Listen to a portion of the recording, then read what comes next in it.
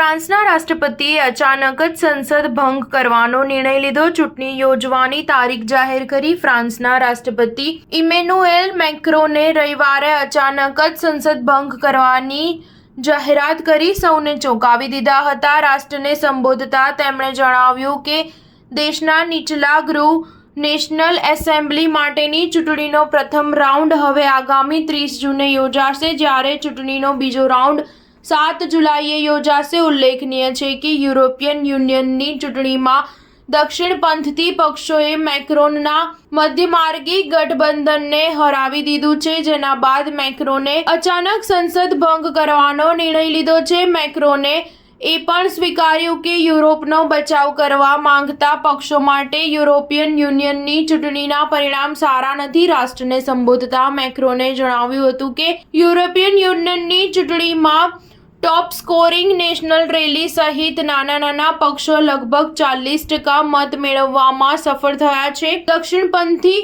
પાર્ટીઓનું વર્ચસ્વ વધતું જઈ રહ્યું છે. હું આ પરિસ્થિતિ સાથે પોતાને ન જોડી શકું, તેથી મેં તમને એક વિકલ્પ આપવાનું નક્કી કર્યું છે. હું નેશનલ એસેમ્બલીનું વિસર્જન કરી રહ્યો છું. આ દરમિયાન તેમણે ફ્રેન્ચ લોકોની શ્રેષ્ઠ વિકલ્પ પસંદ કરવાની ક્ષમતા પર વિશ્વાસ પણ વ્યક્ત કર્યો. મેક્રોને ગયા ગુરુવારે ચેતવણી આપી હતી કે આ સપ્તાહની ચૂંટણી બાદ યુરોપિયન સંસદમાં વધતી જમણેરીઓની હાજરી દ્વારા યુરોપિયન યુનિયન સામે અવરોધો પેદા થવાનું જોખમ છે. સ્ટાર ન્યૂઝ 7 હંમેશા સચ્ચાઈની સાથે.